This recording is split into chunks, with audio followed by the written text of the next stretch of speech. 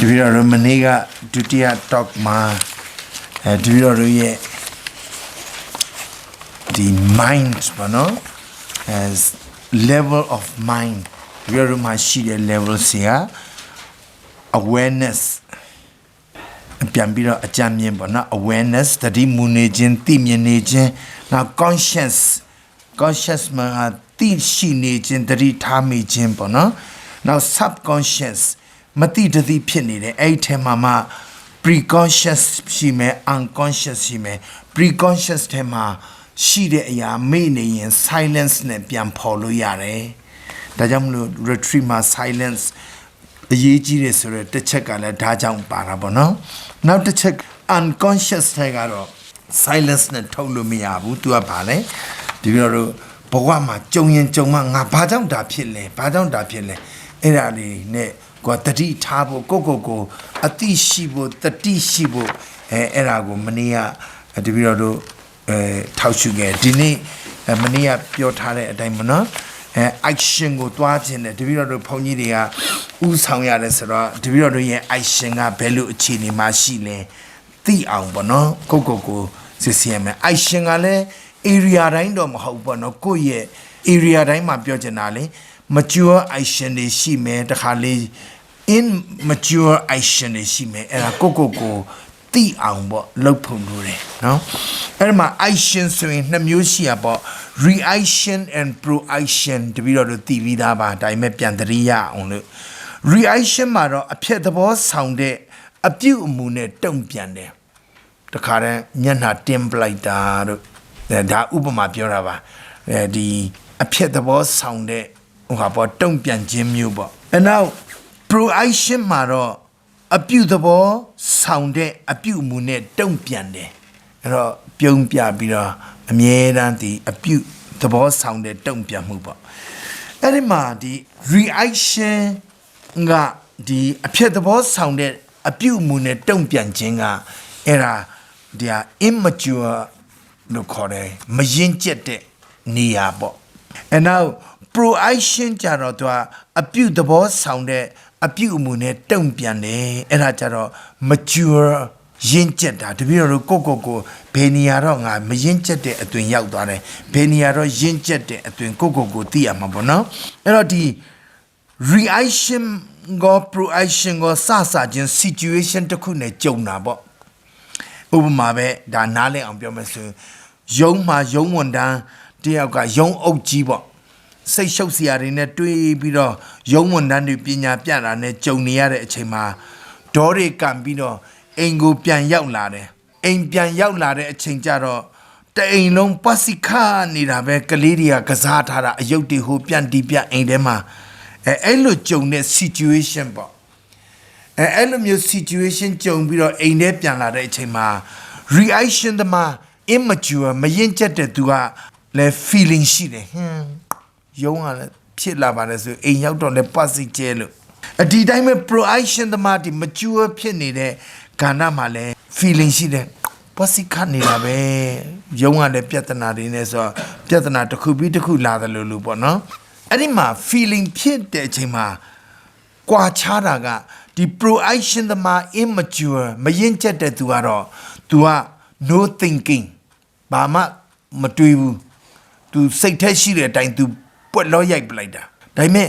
proaction တမှာတော့ mature ဖြစ်တဲ့အတွက်เนาะအပြုသဘောဆောင်တဲ့အတွက် thinking ဘာလို့ပွားစကျဲနေပါလဲ तू စဉ်းစားမယ်เนาะအဲ့ဒီမှာပထမဦးဆုံး immature တမှာက no thinking ကစဉ်းစားဆင်ခြင်တွေးဆခြင်းမရှိဘူးစိတ်ခံစားချက်အတိုင်းပဲဒေါသထွက်နေတယ်เนาะတုံ့ပြန်နေတယ်ဘာကြောင့်လဲမေးမြန်းခြင်းမရှိဘူးယုံကဒေါသမီးဟာဘယ်ကိုပါလာလဲအိမ်ကိုပါလာတယ်အဲ့တော့အဲ့ဒီယုံကမီးကဝုန်းဆိုပြီးတော့အိမ်ရောက်တဲ့အချိန်မှာအိမ်ကလူတွေပေါ်မှာမီးဆက်ကူးလာတယ်ဒါပေမဲ့ရင့်ကျက်တဲ့သူကကြတော့ thinking ရှိတဲ့အတွက်စဉ်းစားဆင်ခြင်တွေးဆတယ်ဘာလို့ဒီလိုပတ်စီခတ်နေတာလဲဒေါသတော့ထွက်နေတယ်ဘာကြောင့်ဒီလိုဖြစ်နေရတာလဲမေးအောင်မှဆိုပြီးတော့မိမရေရှေ့လည်းပွားလို့ကွာဘာကလေးတွေစော့ထားတာဘယ်လိုတော့ဘာတော့နေပြီးတော့ ဟုတ်တယ်ရှင်ကလေးတွေဆော့ထားတာကျမလည်းဒီဘက်ကချက်နေလို့အလုံးရှုပ်လို့ပါညာဆိုတော့အော်ဟုတ်လားဆိုတော့ပြီးသွားအော်ဒါကြောင့်ကိုဆိုတိသွားတယ်သူကရင့်ကျက်တဲ့သူကလည်းသူကအဲ့လိုမျိုးမေးခွန်းထုတ်တယ်ပေါ့နော် thinking မှာ reaction သမား immature သမားတော့ no thinking သူ့ရဲ့ behavior ပြုမှုကဘယ်လိုလဲနောက်တစ်ခါ proaction mature သမားကသူ့ရဲ့ behavior အပြုအမူကဘယ်လိုလဲဒီမှာဆက်ကြည့်မယ်နော်အဲ့ဒီ immature မရင်ကျက်တဲ့သူရဲ့ reaction သမားကတော့သူ့ရဲ့ behavior ကသူ့ရဲ့ပြုမှုချက်ကမိစက်ဘယ်လောက်ထိကူလာတော့ဆိုအိမ်တကားဝမှာခွေးအိတ်နေတဲ့ခွေးကလေးကိုလဲဘာပလုပ်လိုက်လဲရှုပ်တကွာဆိုဘိန်းဆိုကံပလိုက်တယ်ခွေးကဂိန်းဆိုထွက်ပြေးခွေးလဲကန်ခါတယ်နောက်ခါအိမ်ကမိန်းမကောကလေးတွေကပတ်ရန်တော့တာပဲမင်းတို့ကောင်းနေဘာညာဘဲသူပဲချမ်းသာသူကအဲ့လိုမျိုးပတ်ရန်တယ် immature သမားက mature သမားကရင့်ကျက်တဲ့သူကကြတော့သူ့ရဲ့ behavior ကဘယ်လို့မှမယမ်းဘူးရုံးကမီးကိုလည်းအိမ်တယ်မလာဘူးရုံးမှာပဲထားခဲ့တယ်တီတီငိမ့်ငိမ့်နဲ့ပဲခွေးလေးကိုကြော်ပြီးတော့မှဝင်မဲ့ဟက်ခွေးဖယ်သန်းဆိုရင်အตาလေးဝင်သွားပြီးတော့မှသူကိုယ်တိုင်ကအဲ့အယုတ်တီသူကစုသိမ်းပြီးတော့ပုံနဲ့ပြန်ထဲတာမျိုးလုပ်တယ်အဲ့ဒါကွာခြားမှုပဲအဲ့တော့ဒီမျိုးတို့ရင့်ကျက်တယ်မရင့်ကျက်ဘူးဆိုတာကအမြဲတမ်းမနေ့ကလည်းတပည့်တော်ပြောတဲ့ထဲပါပါတယ်ငါရင့်ကျက်နေပြီ तू ကရင့်ကျက်နေပြီဘသူကမှ area ဘောင်းဆောင်အကုန်လုံးဝအုပ်တုံရင့်ကျက်တယ်လို့ပြောမရဘူးတပည့်တော်ကဒီနေရာမှာရင့်ကျက်နေတယ် तू ကဟိုနေရာရင့်ကျက်ပြီးတော့တပည့်တော်ကဒီအဲ့နေရာမှာရင့်ကျက်ခြင်းမှာရင့်ကျက်မှာပေါ့တပည့်တော်ရဲ့ရင့်ကျက်ခြင်းက area တိုင်းမှာရင့်ကျက်ဖို့တပည့်တော်ကကြုံရင်ကြုံလာတယ်လို့သိတာနဲ့တပြိုင်တည်းတုံ့ပြန်နိုင်ရမှာပေါ့နော်အဲ့ဒါအရေးကြီးတယ်ဒါကြောင့်မလို့ငါရင့်ကျက်တဲ့သူပဲသူတို့ကမရင့်ကျက်ဘူးအဲ့ဒီကောင်မရင့်ကျက်ဘူးဗာလဲခြုံငုံပြီးတော့ဘသူကိုမှရင့်ကျက်တယ်လို့လည်းပြောမရသလိုမရင့်ကျက်တဲ့ကောင်အလကားဆိုတာလည်းပြောမရဘူးဒါပေမဲ့ကွာခြားတာတော့ तू ကရင့်ကျက်တဲ့ area ပုံများမယ်မရင့်ကျက်တဲ့ area လည်းရှိမှာပေါ့ तू ကတော့ရင့်ကျက်တဲ့ area ကနည်းနေတဲ့အတွက်တစ်ချိန်လုံးပြဿနာကြီးရှားနေတာမျိုးလဲဖြစ်ရင်ဖြစ်မယ်ဒါကြောင့်မလို့ဒီကနေ့mature ရင့်ကျက်ခြင်း maturation ရောက်ဖို့ဟာသူများကနေတပည့်တော်တို့ကိုလာပြီးတော့ကူညီပေးလို့မရဘူးကို awareness ထဲမှာအသိထဲမှာတွင်းပြရမယ် awareness သိတာနဲ့တပြိုင်တည်း maturation စတယ်တဲ့ရင့်ကျက်ခြင်းအဲ့ဒါနောက်ပိုင်းလေးဆက်ကြည့်တာပေါ့နော်အဲ့တော့ဆက်ပြီးတော့မှဒီနားလည်စီခြင်းလို့တပည့်တော်တို့ counseling ပေးပြီး spiritual direction ပေးပြီးဆိုရင်အမြဲတမ်းemotion ကိုရက်ထုတ်တယ်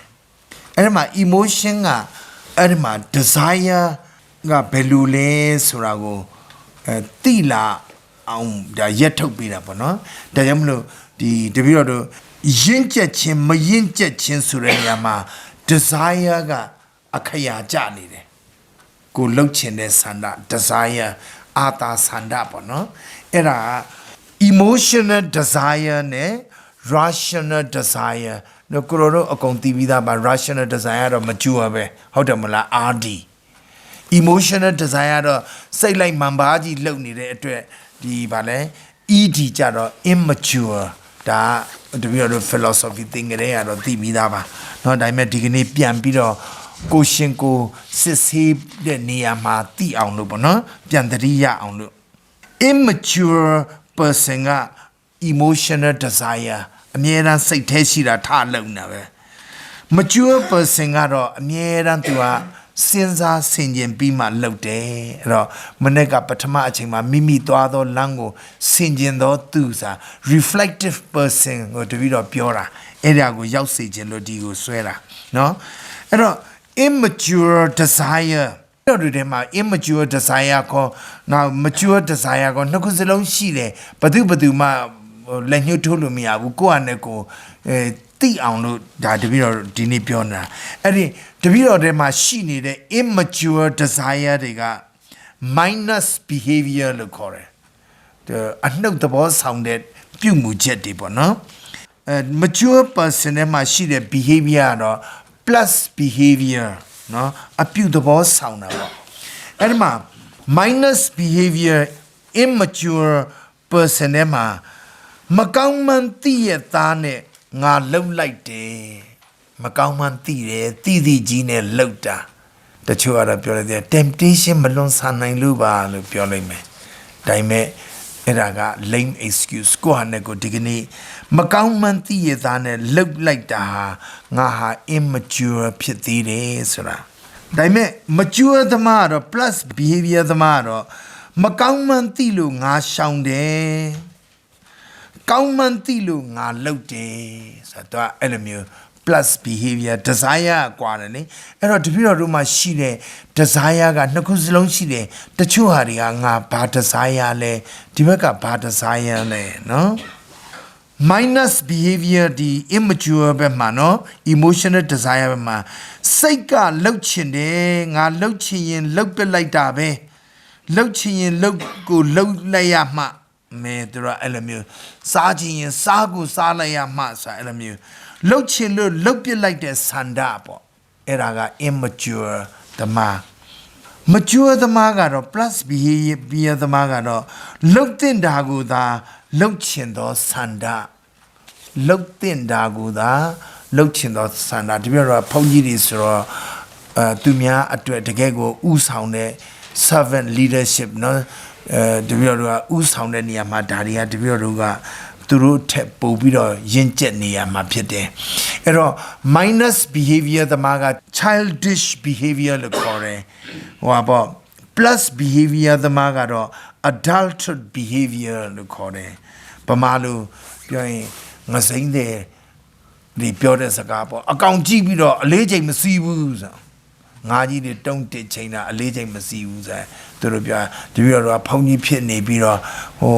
ပြောတဲ့စကားတွေကအောက်တန်းစကားတွေဖြစ်နေတယ်ဆိုလို့ရှိရင်သူများအဲ့လိုပြောနိုင်တယ်ပေါ့နော်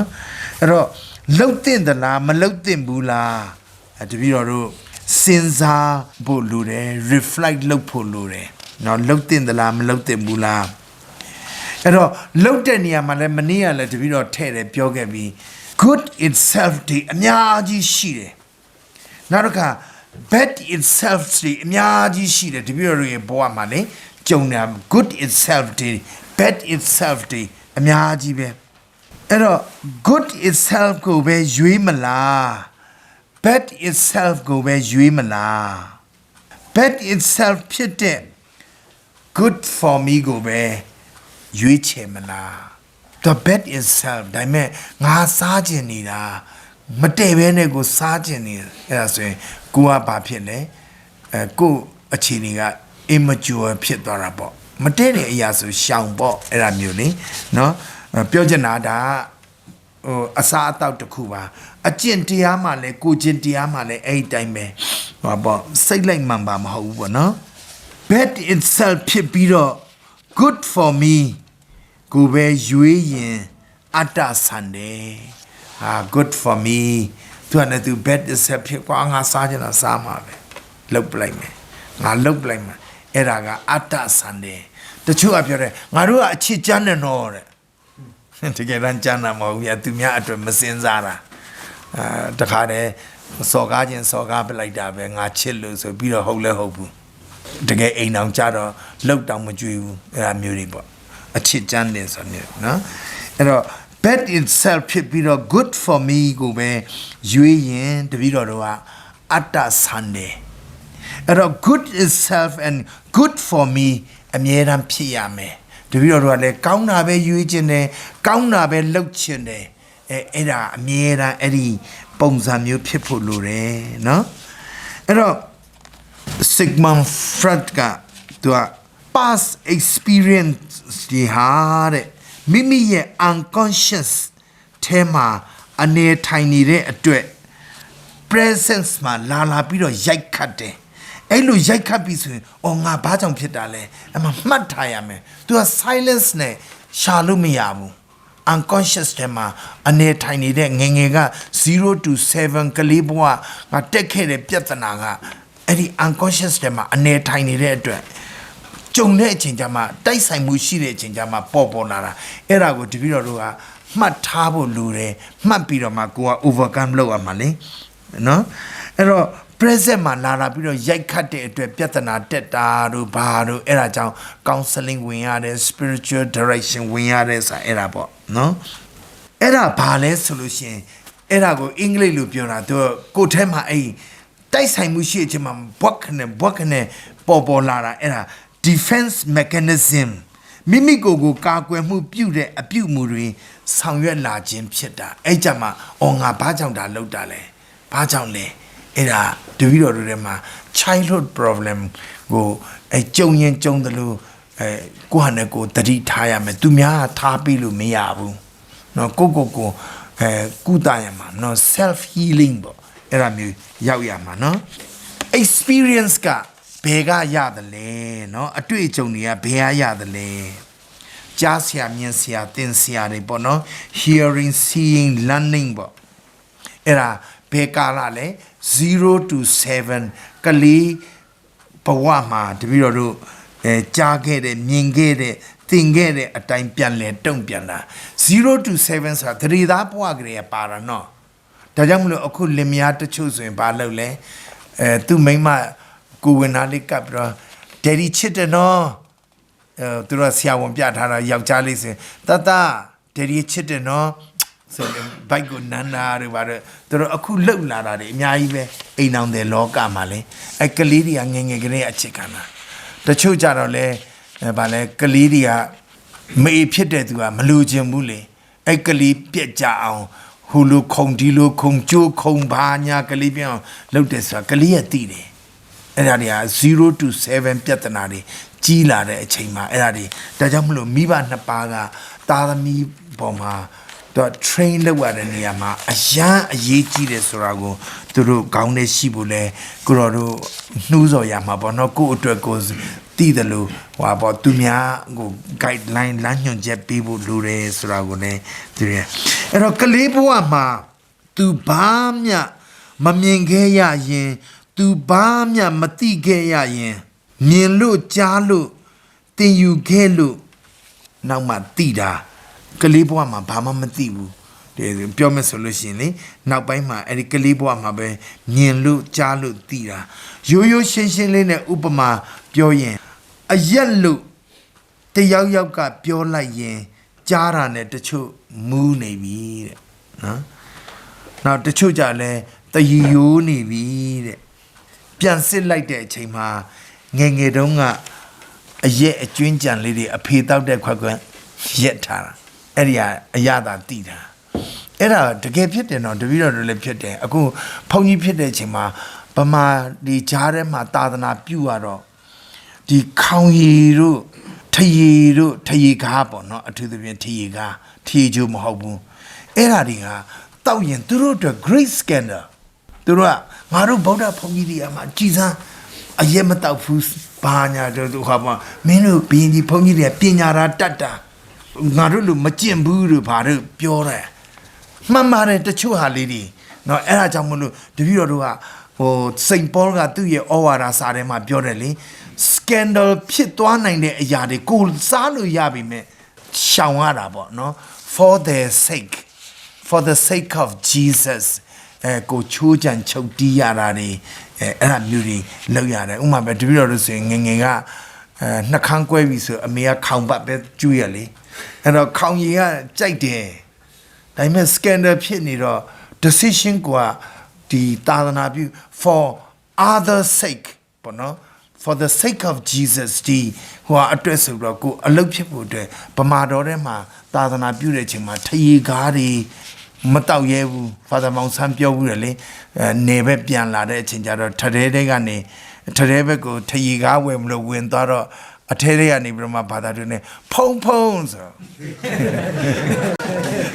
အဲ့တော့ဘာလို့မလို့ဆိုရင်ဘာလဲနေပူကန်လေးလှုပ်ချင်လို့ပါကွာလို့နေပူကန်တောက်ချင်လို့ဆိုအဲ့မျိုးပေါ့နော်ဒါပေမဲ့ဘာသာကြားမရှိရင်တော့တလောက်မဟုတ်သေးဘူးဘာသာကြားတွေရှိရင်တပည့်တော်တို့ကနေတာထိုင်တာဟန်ဆောင်တာမဟုတ်ဘူးလေ self denial လောက်ရတာပြောတာဒီသာသနာပြုတဲ့အတွက်ပေါ့နော်အဲ့တော့ဟန်ဆောင်တာနဲ့ self denial နဲ့အသွင်တူတယ်စားခြင်းရက်နဲ့ဟာငါယဟန္တာကြီးလို့ပြောခံရအောင်ငါမစားဘဲနဲ့ဟန်ဆောင်မယ် မစားဘူးလေဒါပေမဲ့တစ်ဖက်ကကျတော့ self denial ကသူတို့အတွဲဖယားအတွဲကဲတင်ချင်းရဖို့ကျေးဇူးတော်ရဖို့ self denial လောက်တာဒါပေမဲ့ attitude ကတော့ကွာသွားပြီပူဇော်တဲ့ကဏ္ဍကွာသွားပြီတပည့်တော်တို့အဲ့ဒါမျိုးပေါ့နော်ဖြစ်ဖို့လိုတယ်ဒါကြောင့်မလို့ကလေးဘဝတပည့်တော်မနေ့ကလည်းပြောတော့မလားဘလောက်ပဲအယုတ်ဆူဆူအဲ့ပုံကိုကြီးလာတဲ့အချိန်ကျတော့ခင်ကျင်လိုက်တာဆိုအဲ့လိုမျိုးရုပ်ချမ်းနံချမ်းသမားကြီးကကိုယ့်ပေါ်မှာမေတ္တာပြုထားခဲ့ဘူးလားကလေးဘဝမှာရှိတာကိုအဲ့လိုပုံကိုခေါ်ရင်လည်းလိုက်ချင်တာပဲဆိုအဲ့ဒါမျိုးပေါ့ဘလောက်ပဲရုပ်ချောတဲ့သူကကိုယ်နှိပ်စက်ထားတာကြုံဘူးရင်ကလေးဘဝမှာလေအဲ့တော့အဲ့လိုမြင်မလိုက်ချင်တော့ဘူးအဲ့အမျိုးတွေကတပည့်တော်တို့လူရဲ့စမ်းကြယ်မှုပေါ့နော်တပည့်တော်တို့ဒါကြောင့်မလို့ကိုယ့်ရဲ့ဘဝမှာတရားတပည့်တော်တို့အတိနဲ့သတိနဲ့ပေါ့ဒါခုတိခဲ့တဲ့အရာတွေကိုတပည့်တော်တို့ဆက်လက်ပြီးတော့ရှောင်ရှားနိုင်ဖို့ပေါ့နော်အဲ့တော့ခုတပည့်တော်ဆက်ပြီးတော့သွားချင်တာကရင့်ကျက်ခြင်းအပြည့်အဝပေါ့နော်ရောက်အောင်တပည့်တော်တို့ကြိုးစားရမှာဆက်ကပ်ရမှာအဲ့တော့ maturation ပေါ့ဘယ်အချိန်မှာစတယ်လဲ maturation ဘယ်အချိန်စတယ်လဲဥပမာပြောပြမယ်ဧဝကပန်းဒီကိုမစားပါနဲ့ဆိုတာ wax ကွက်ခနဲ့ကြိုက်ပြီးလင်းပြငါမှားပြီ maturation စတာပဲစားသူငါမှားပြီအဲ့သူတယောက်တည်းအပြစ်မပြုယောက်ျားအင်းဆိုပြီးတော့ယောက်ျားလည်းစားပြီးမှသူလည်းပုံတော့တာလေငါတို့မှားပြီဆိုတာတာဒေါကန်နေတဲ့သူတယောက်ကဆွဲလို့လည်းမရဘူးငါတက်ကိုတတ်မှတခါတည်းဓာတ်ဆွဲပြီးတော့လိုက်ပြီးတော့ဘယ်လိုမှလုံမရတဲ့ချိန်ထိုးတပ်ပလိုက်တယ်တေလဲသွားရောဟာငါမှားသွားပြီ too late ဒါအပြစ် awareness ဝင်တာနဲ့စပြီးတော့ကိုမှားတယ်ဟိုလိုဆိုရင်တော့ဘလို့မှတားလို့ကိုမရဘူးဆိုတော့အဲ့လိုမျိုးပေါ့နော်ဒီလိုပဲသွေးသားတဏှာမှာလဲငါသူနဲ့ရအောင်ကိုငါအိတ်မှာငါရအောင်လုပ်မယ်ဆိုတော့အဲ့လိုမျိုးတော့ပြီးမှပဲဟောပြရဆိုကွာမှားသွားပြီလေအဲ့မျိုးတွေတပည့်တော်တို့ဘဝမှာ maturation ကိုနားလဲအောင်လို့ဥပမာပေးတာပါဒီဟောပေါ့နော် awareness ဝင်တဲ့အချိန်မှာ maturation စတယ်အဲ့တော့အထူးသဖြင့်တပည့်တော်တို့ခုနကအပြစ်နဲ့ဂန္ဓပေါ့နော်နောက်တပည့်တော်တို့ဘဝမှာကိုယ်စီရဲ့ self image က true image ရှိတယ်လို့ false image တွေရှိတယ်အဲ့တော့တပည့်တော်တို့က false image တွေကိုဒီ maturation ဘက်ကိုရောက်အောင် awareness ထဲမှာဝင်ရတာအဲ့ဒါ counseling ဝင်ရတယ်အဲ့ဒါဗာလဲ spiritual direction ဝင်ရတယ် false image ပေါ့ကိုယ့်ရဲ့ဟိုကိုသမုတ်ထားတာဒါကြောင့်မလို့ဒီလိုတော့ဖုန်ကြီးတွေပဲဖြစ်မိဘတွေပဲဖြစ်ကလေးတွေကိုမင်းအလကားကောင်အသုံးမချဘူးမင်းအလကားဆံကုန်မြေလေးအဲ့မျိုးတွေမပြောရဘူးသူတို့ကိုဖြစ်စေခြင်းတဲ့အတိုင်းစူးစမ်းกว่าတို့စူးစမ်းလို့ဘာစူးစမ်းရင်ဘာလို့မရနိုင်မှာလဲမင်းတော်တယ်ချခုတောင်တလောက်ရရင်နောက်တစ်ခါဆိုတိတက်ပို့ရမယ်အပြုသဘောဆောင်တဲ့ positive ဟိုပါပေါ့နော်အမြဲတမ်းဒီလိုတို့ကဒီ attitude နဲ့လူတွေကို energy နဲ့ထောက်ပံ့ပေးဖို့လူတွေဆိုတာကိုတတိယစေတာပေါ့နော်အဲ့တော့ဒီ false image ဆိုတဲ့ကဏ္ဍကြတော့ဒီလို counseling မှာ emotion တွေရက်ထုတ်ပြီးတော့မှ तू ကအဲ့လိုမင်းကိုဒီလိုပြောလိုက်တော့မင်းဘယ်လိုခံစားရလဲဒီလိုခံစားရတယ်အဲ့တော့မင်းအဲ့လိုခံစား तू ကဟောဒီလိုတုံ့ပြန်လိုက်တယ်မင်းဘယ်လိုခံစားရလဲတဆင်ချင်းသူ့ရဲ့ emotion စိတ်ခံစားချက်တွေကိုရက်ထုတ်တဲ့အချိန်ကျမှကိုယ့်ရဲ့ false image ကိုမြင်သွားတာပေါ့နော်အဲ့မှာ awareness programs awareness ဒီသိသွားတယ်အသိထဲမှာရောက်ပြီးဆိုရင်ဟုတ်တယ်ဒါငါရဲ့အားနည်းချက်ပဲဆိုတာကိုကိုယ်တိုင်ကဘာလုပ်လဲ accept လုပ်လိုက်တယ် acceptance ပေါ့လက်ခံလိုက်တယ်အဲ့တော့ awareness ထဲမှာဝင်ပြီးတော့အသိထဲမှာဝင်ပြီးတော့လက်ခံလိုက်ပြီးဆိုရင် accept လုပ်လိုက်ပြီးဆိုရင်ဘာစလဲဆိုရင် reflection စတယ်ဒါကြောင့်မလို့တပည့်တော်ပြောတာ reflective person ကလူဆိုအဆုံးထိတိုင်မဖြစ်ဘူး awareness ပထမခြေလှမ်းလာမယ်ပြီးရင်ဟုတ်တယ်ငါဒီနေရာတော့ငါမှားတယ်ငါဒီနေရာတော့ငါဒီလိုဖြစ်နေတယ်လက်ခံပြီးတော့ဘာလုပ်လဲအမှ reflection စတယ်ငါဘယ်တော့ငါဘယ်လိုဒါမျိုးဖြစ်တာလဲအမှမေးခွန်း၅ခုနဲ့မေးတယ် why Bajang ngadilu pikerale. When bedonga pikerale. The childhood ma pikerale go. To be a sinda male. Naka, where bema pikerale. The video mania piopia the incident nakua coco goma pikera. Where coco goma. How belu pikerale. Mania uli maimane. Naka. Adore yes, see the Naja, Elupite, the video, Upamari, Bibiale. Naga, what Bapidale, Nadajan Dajan, maturation, Yinjepo, Sabu to Palo Alessing, Sasajen, awareness being, hotesing, acceptance being, reflection saronabe, reflection service, and my reflection process, maga. Why, when, where, how, what? Go, maybe my any incident go back to childhood low in the lower abono and muting a colon to a low yare. And I was singing BB, don't that BB. Reflection look be so yen. To a decision shire. Now the kang adilu mapia bu, ngadilu dego majazi abu subra decision chaya me. And a decision cha bide a chema let do it. I share account he poyade to be let do it baloale. I share account he poyabade. And let do it I share account he podabi suyen da bibi. Era yinjet dabi. Damno to be a ye gozi ye poama. Yinjet the area, Dinia Shide, Hunia Shide, Mayenjet the area, Dinia, Coco, Miera, Sinjin, Tonta Pulu, reflective person, Pima, Coco, reflect love, Sissy, Sissy Bibi solution, the Pibine, a means of chini, there was Yinjet a chini go out abono, and a patmauzo, awareness, Bibi swing, acceptance Bibi swing, reflection sare, reflection ma, mego ngagu ne sare, why? Pajang di lu pitale, when bedonga pitale, where bema pitale, how belu pitale, what ba pitale se, ngagu ne maybe a reflection be the decision chare now to come a piece yabu. A decision chare at time let to male sapido juice adore no. And your decision chabi so let to account him a pogema to be orosima testy lare. Uma venga silly chato me a silly lude to have yaula. As I sound me saying. Sonja la pura air muribo no that elumusima the gay ichinga let to go chuja me choti me nga silico matauto you like that being the chatu babe like me air mubo no go let to sound it elumu yinjet chini yaut wabi swing banet to less swing Shimate Ewangelicha and Kanji Kone again Nasali Nasangabo no. Do you know the TV dava? Chowpoma insulted to net to the Moya ye see Lila you to ingo take the shido, Mapu Malebe, Shile me. Edo now so in the Tibira Piojanaga, Sandada Shiba,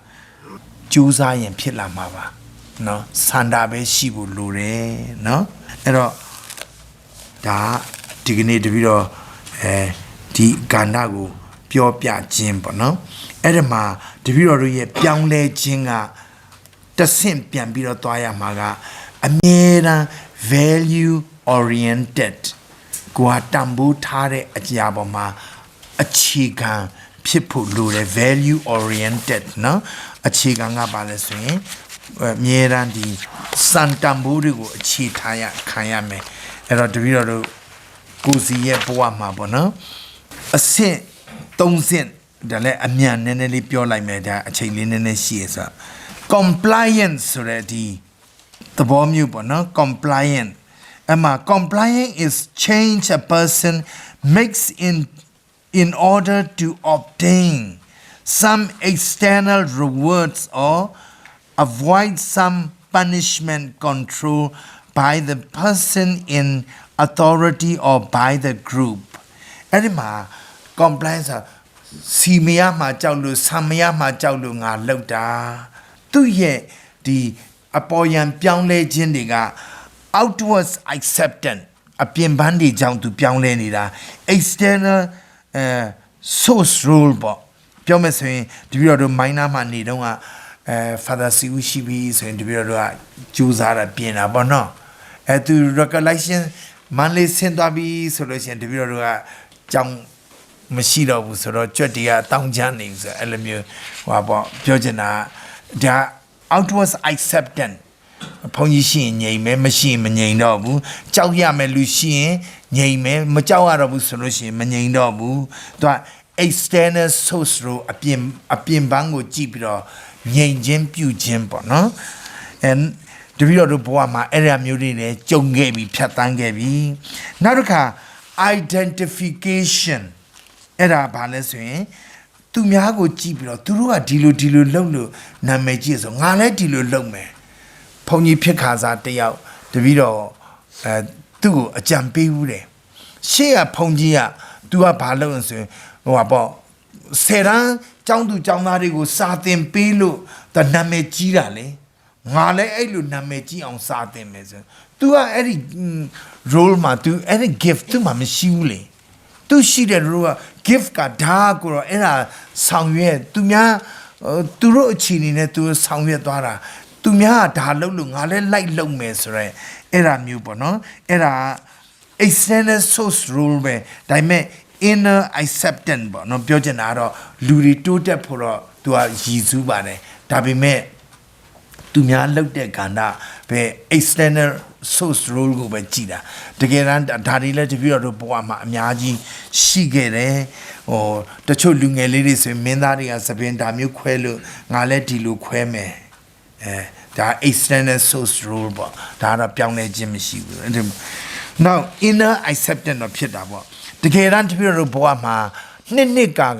ဒီကနေ့ထိတိုင်ပါလာတဲ့ပြောင်းလဲခြင်းက internalization အဲ့ဒါဘာလဲဆိုရင်inner acceptance inner source အဲ့ဒါဘာလဲဆိုရင်ငါဘာလို့ငါရဲ့ရည်ရွယ်ချက်ကယဟန်ဖြစ်လာတာလဲငါဘာကိုရည်ရွယ်ပြီးတော့ယဟန်ဖြစ်လာတာလဲ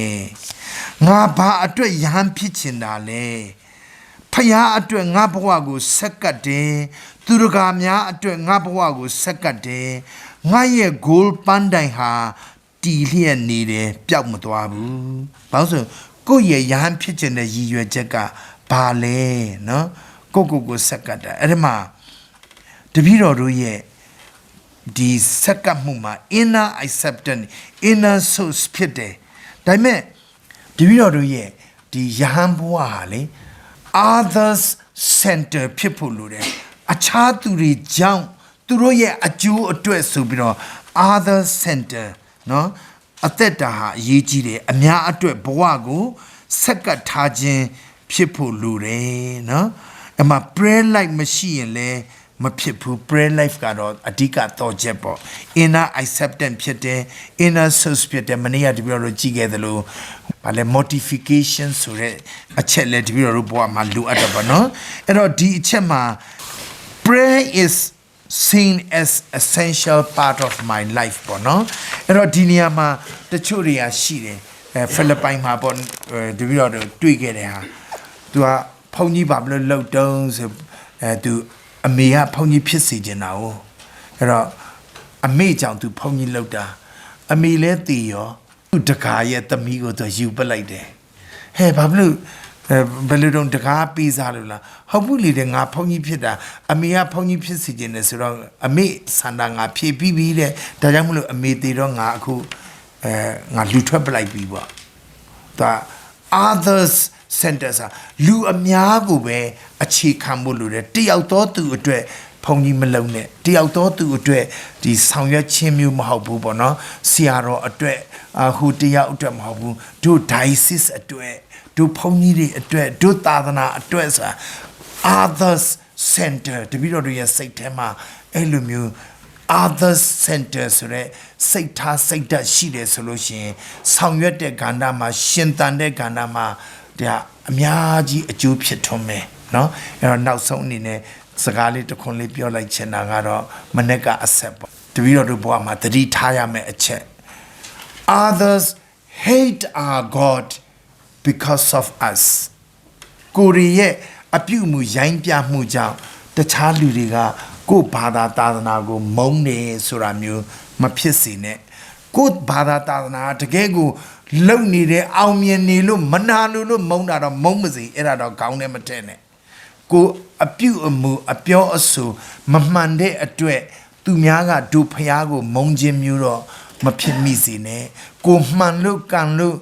ဆက်ကပ်လို့သူများကကိုဖျားကိုမုန်းတယ်ကိုကိုလည်းမုန်းတယ်ဆိုတော့မုန်းပါစေအဲ့ဒါအရေးမကြီးဘူးနော်တပည့်တော်တို့ဘဝကအဲ့လိုဆက်ကပ်ရမယ်ဆိုတာကိုဒီအချိန်လေးမှာပေါ့နော်နောက်ဆုံးပြီ Radio Veritas Asia Alcohol in Janmanna